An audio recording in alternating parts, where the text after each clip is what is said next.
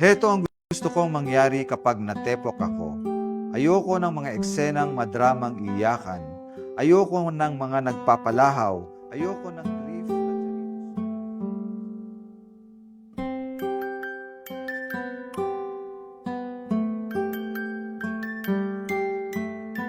Makulay at matingkad ang lengguwahe ni Rene.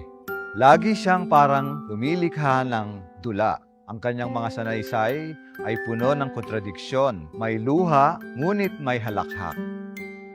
Hindi siya natutong tumula, pero ang kanyang mga akda ay matalinghaga dahil nagmumula sa kanyang imahinasyon sa pag-akda.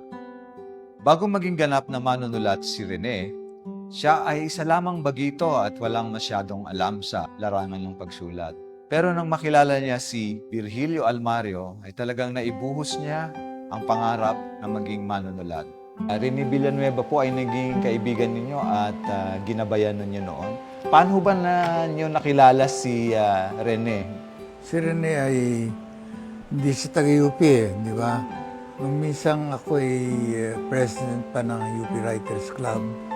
At ako nangangasiwa sa para assistant ng UP Writers Workshop. Nag-poetry reading kami. Tapos inimbita namin yung mga makata na pwedeng magtumula mula sa UP at mula sa ibang mga grupo. Ngayon, di ako nandun lang, nakatanga lang ako at nakikinig din sa mga nagtutulaan. Pero nung minsan, biglang, may napansin ako isang maitim na lalaki na ang haba ng tula. Oo, kung ano. Tinanong ko yung mga UP Writers Club members, sino ba ako yun? Hindi nila kilala na. Hindi taga-UP yan, sir. Malakas sa loob ka kung gano'n. At dahil di na taga-UP, ang haba-haba pa ng tinutula dito. Pangit naman yung tula. Sabi ko, pagkaraan yung tumula ka ako, pupuntahin mo nga dito at kikilalanin ko. So, ayun, isa ang tumawag sa kanya. Nagpakilala sa akin si Rene. So, niya maging manunulat at makata. So, kung gano'n ka ako sumali ka sa GAT, kinalingguhan noon, nag-workshop kami sa aming bahay. Dumating siya, pinakilala ko doon. May dala na kagad siyang tula. Yung mga tula na para sa kanyang tatay, mga gano'n. At tungkol sa kanyang kahirapan, etc. I-workshop yung tula, nalapa. Mangiyak-iyak siya ng hapon. Pangit pala yung tula ko, sir. Oo, talaga pangit kang tumula, kang gano'n. Mukhang hindi ka makata Pero magagawa natin ang remedya, mag-aaral ka mabuti. So, ayun, sumama siya sa grupo kahit na hindi siya napupuri. Tuloy lang ang pag-aaral niya ng pagtula. Hanggang dumating yung tiyempo na ako'y nakuhang maging director ng Aklat na Dana. Kailangan ko artist at kailangan ko writer. So, ang ginawa ko, nagpa-workshop ako. Ang una kong workshop para sa mga writers. Lumalaman ni Rene, kaya nag-voluntaryo, bakit mahilig ka ba dyan ka? Hindi, gusto ko lang try lahat. Gusto kong makita kung nasaan ako sabi niya.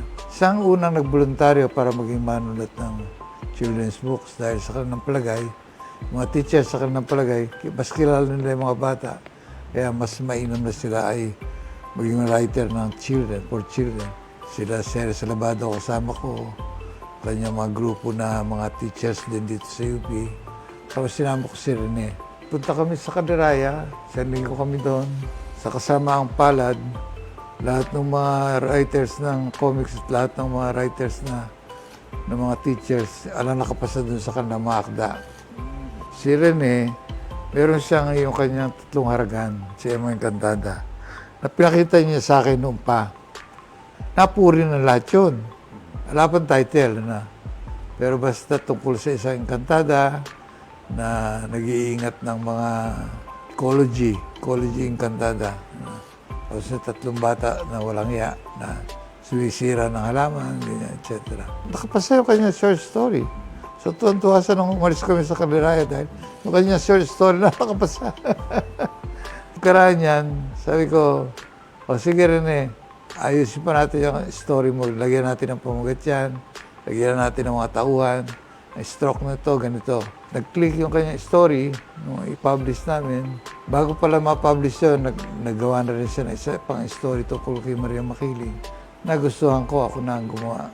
Ako na nag-aayos ng mga tungkol sa historical data na kailangan para maging parang si Maria Makili nasa history. Yung dalawang yun ang kanyang unang koleksyon na nakapasa at nailathala ng Adarna.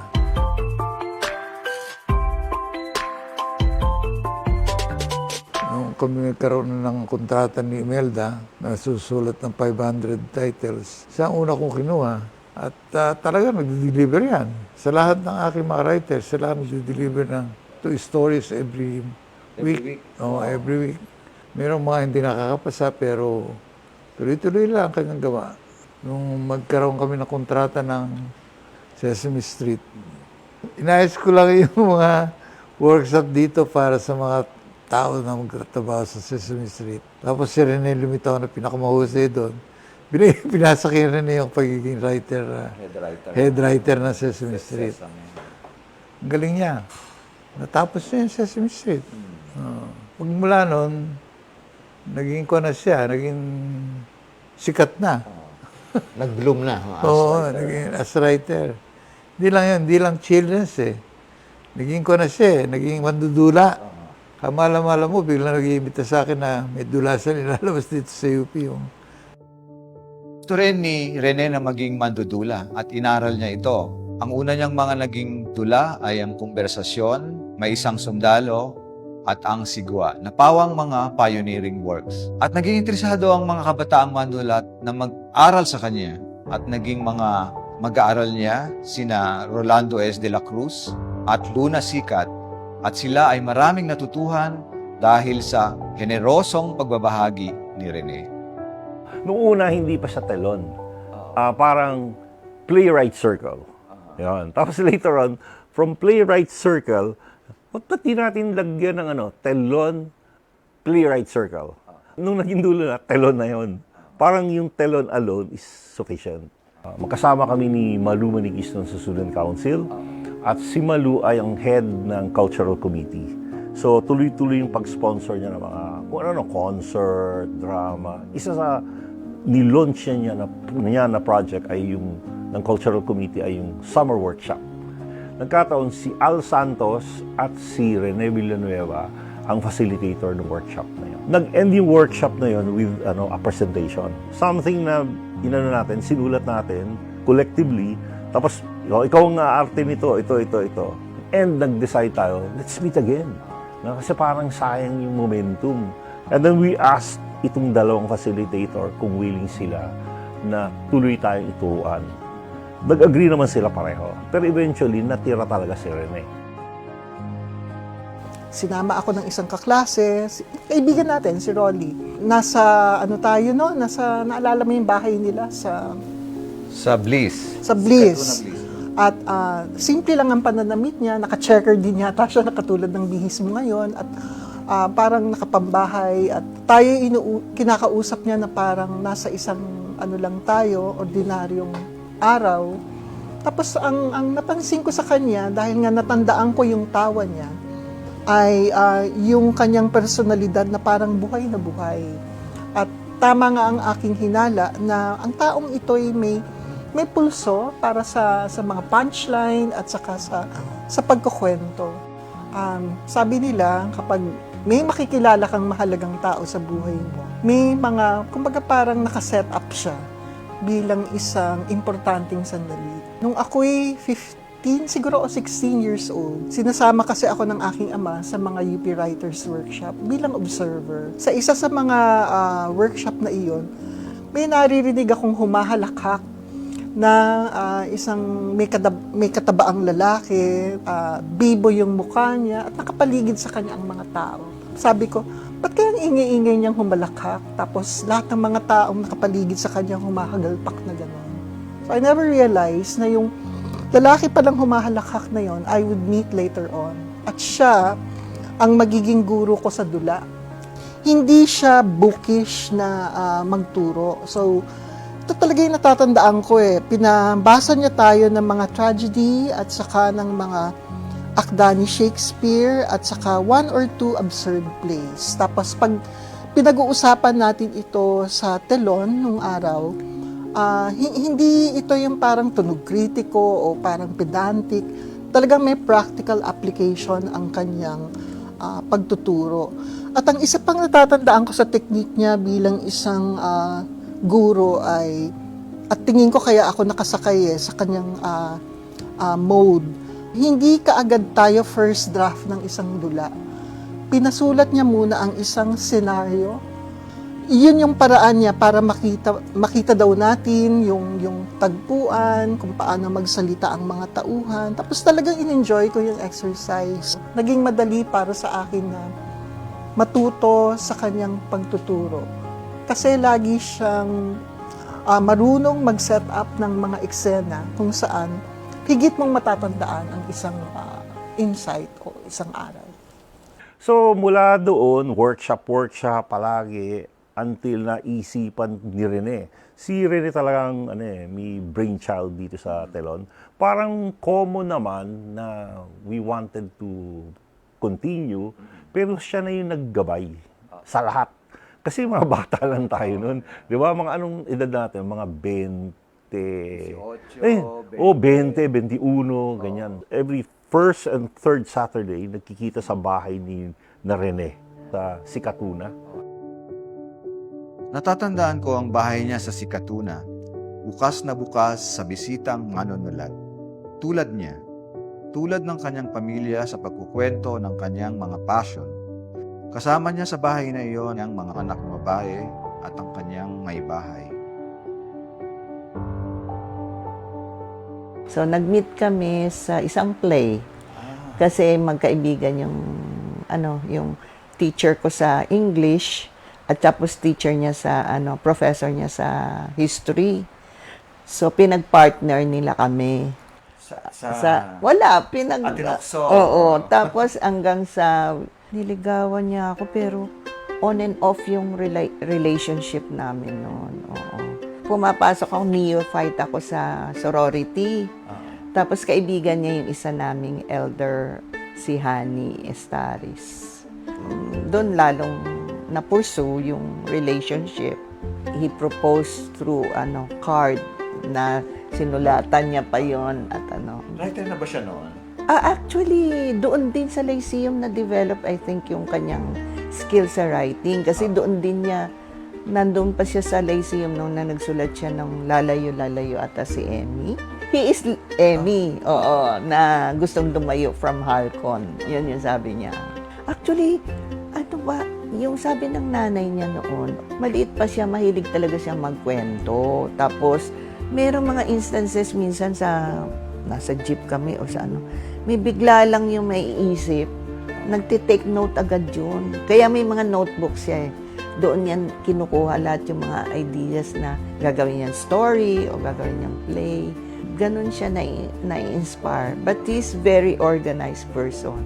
Meron ba siyang mga eccentricities pag nagsusulat? Naku, Kailangan... sinabi mo pa. Madami.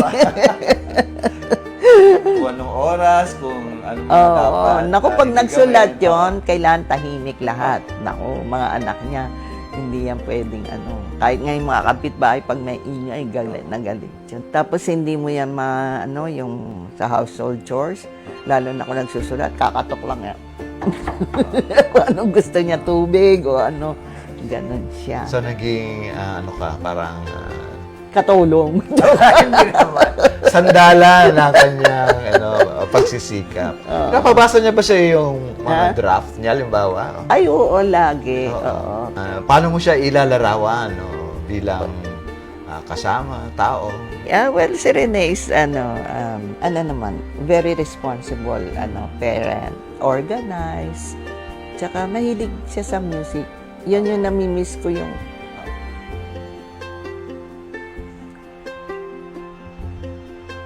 Paborito niya yata si Nora, no? Lagi niyang pinapatugtog. No? yeah.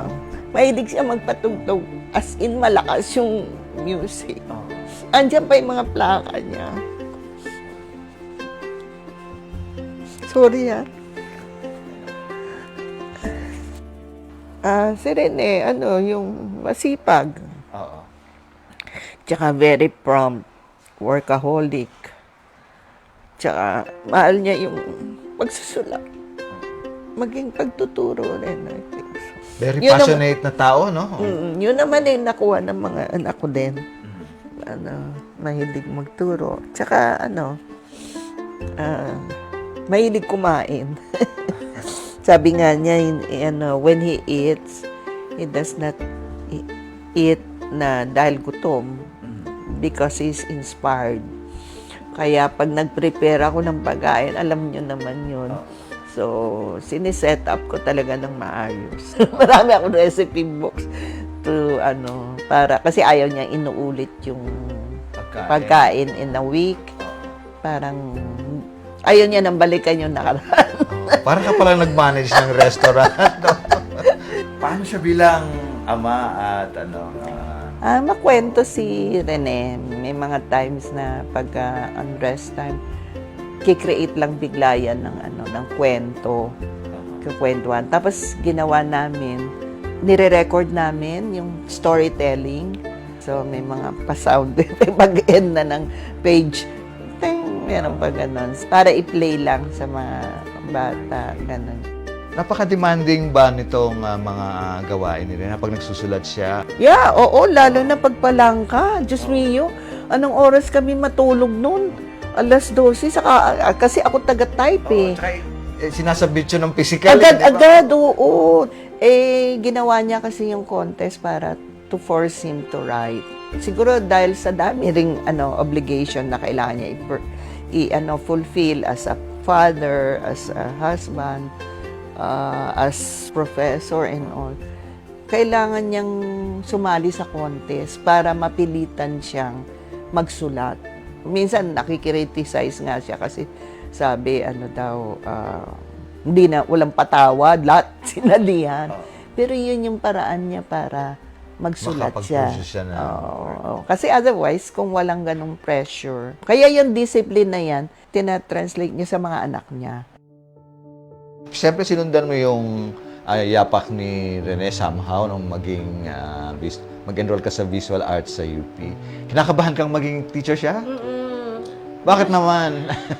Kasi alam ko kung paano siya kalupit sa mga estudyante. Pag umuwi siya, kinukwento niya sa amin, pangit lang yung apelido, nagagalit na siya sa estudyante. Minsan sinabi niya, dinadaan ko na lang kung maganda yung folder ng submission. Parang gano'n. Kukwenta siya. Oo. Parang alam ko na pagdating sa pagsusulat, seryoso siya.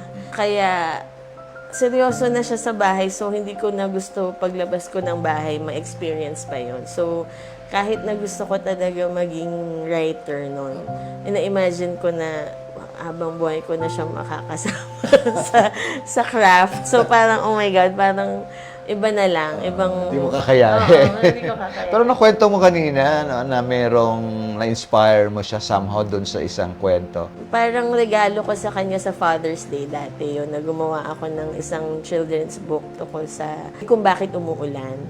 Parang gusto ko na approval niya. Tsaka gusto ko siya impress. So, basta ang alam ko yung children's book na nasa ng tsinelas ko yun, tungkol talaga sa akin yun kasi hindi ako mahilig mag-tsinelas nung bata. Tapos yung isa naman yung senior's ball, yun kasi parang palaisipan sa kanya dati ba't ayoko umattend ng prom.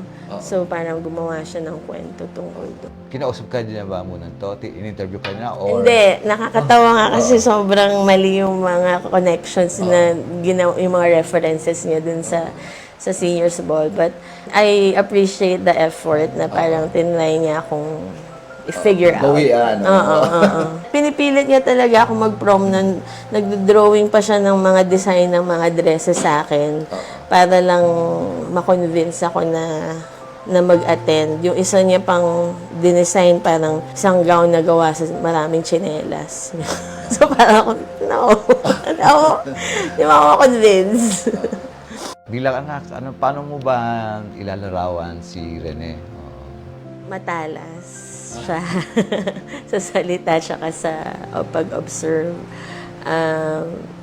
Very creative tsaka malungkutin. Nung buhay si Papa, siya ang hari. So kahit nung maliit ako, very observant ako, hindi ako masyadong nagsasalita. Pero lagi kong figure out kung paano ba siya as a person, as an artist. Dati wala pa mga kwarto dito, tapos dito siya nagsusulat sa dining table. So, kailangan tahimik talaga kami. So, during weekdays, hindi talaga, parang kahit pag naglalaro kami doon sa area na yun, nagbubulungan lang kami. Kasi sobrang kailangan niya ng katahimikan kapag nagsusulat siya. Mainitin ang ulo niya, madalas. Tapos, pero pag Sunday, ano siya, very lively. Parang opposite of what he is kapag weekdays, pag nagtatabaho. Oo. Nagpapatugtog siya ng sobrang lakas. As in, rinig sa simbahan namin. Natatalo niya yung music ng simbahan. Tapos nagpapatugtog siya madalas ng mga Broadway songs. Tapos, yun, kakanta siya, kinakantahan niya kami. Minsan, ibahin niya yung lyrics. Tapos, magiging kanta yung sa batibot, gano'n. Sinong Gen X at marahil hanggang sa mga millennial ang di nakakakilala sa batibot? Ang awit na nagsisimula sa pagmulat ng mata, langit na katawa, sa batibot, sa batibot.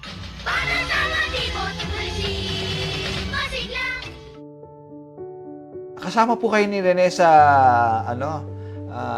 na lumaki sa may Quezon City po ba yung Sa La Loma. sa La Loma, tama, sa sikat na La Loma. Opo.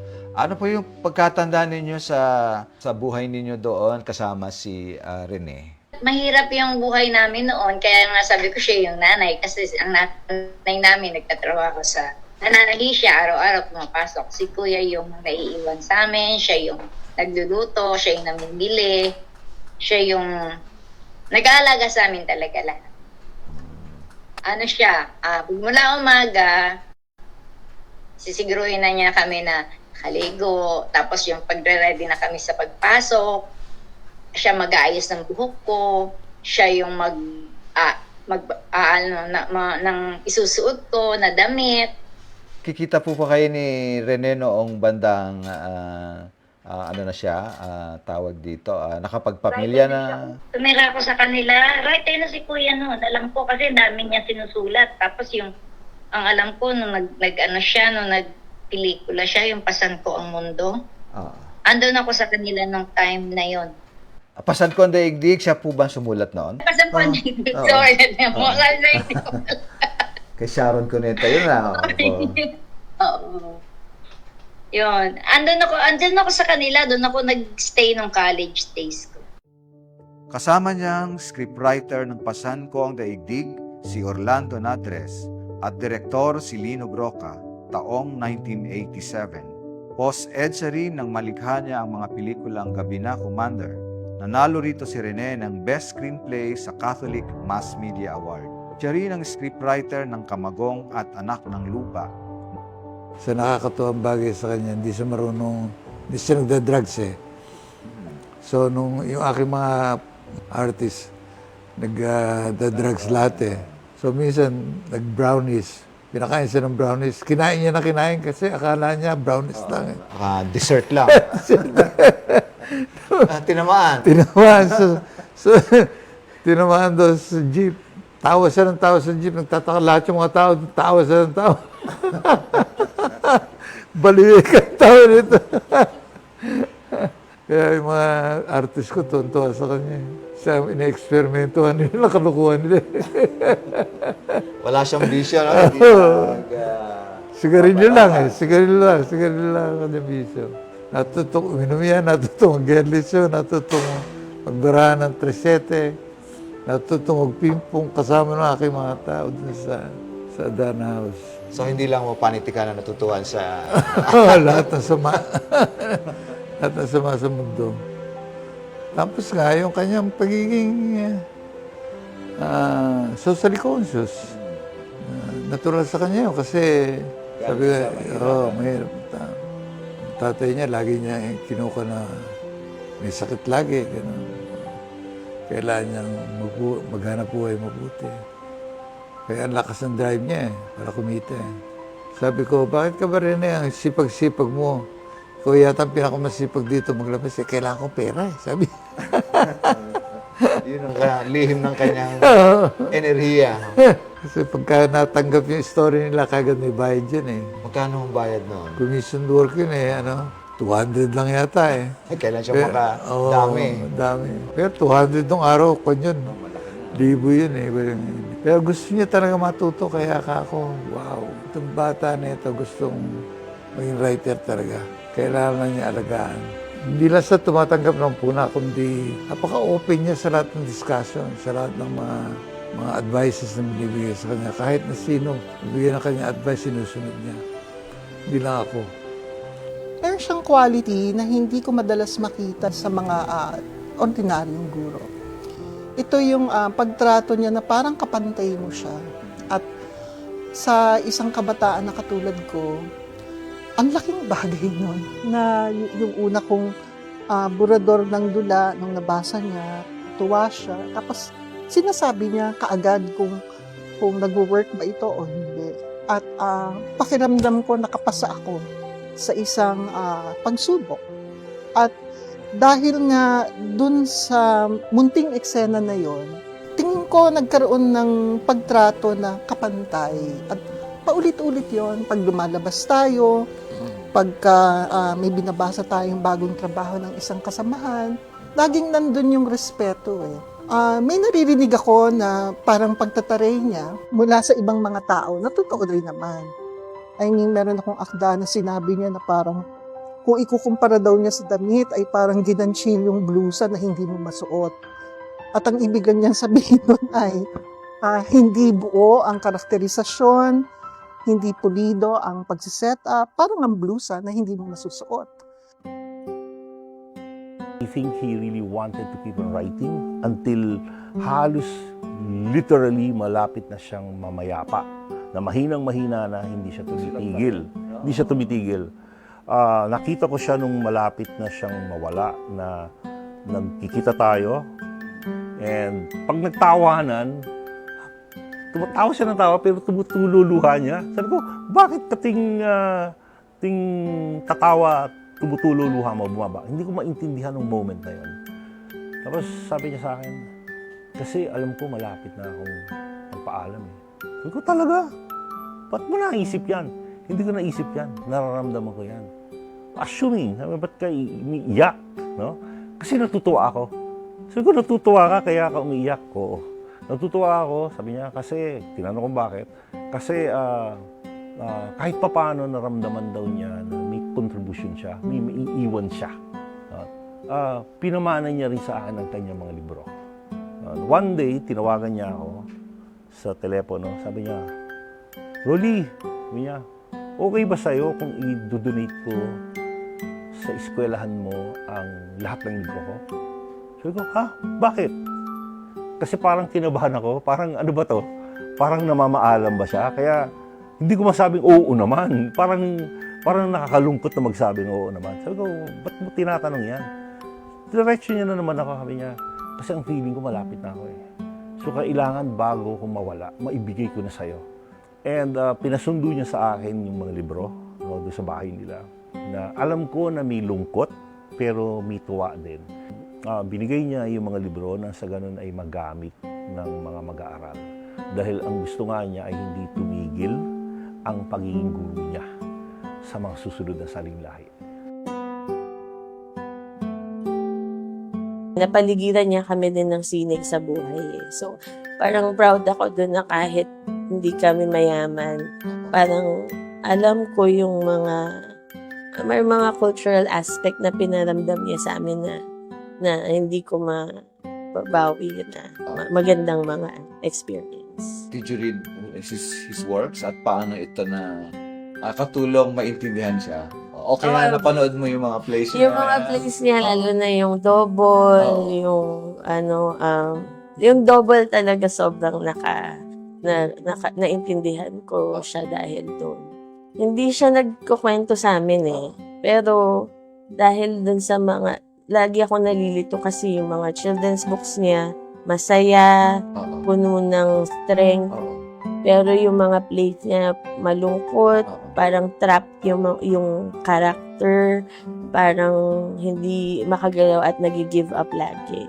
So, nalilito ako doon. Pero, naintindihan ko din na, yun yung complexity niya, na para pa rin siyang bata na hinahanap yung childlike experiences. But then also, as an adult, marami siyang pinagdadaanan na beyond sa family namin. So, nalulungkot ako nung napapanood ko yun. But at the same time, namamangha ako na nakakwento niya so beautifully and so easy yung mga ganitong complexity sa buhay. Ginugol ni Rene ang kanyang buhay sa larangan ng pagsusulat. Binahagi niya ang kanyang kaalaman sa mga kabataang manunulat at walang tigil siya at walang sawa sa gawaing ito. Ang kanyang naging buhay ay walang tigil na pag-aambag sa larangan ng panitikan at malaki ang kanyang kontribusyon sa larangan ito, sa panitikan at kulturang Filipino.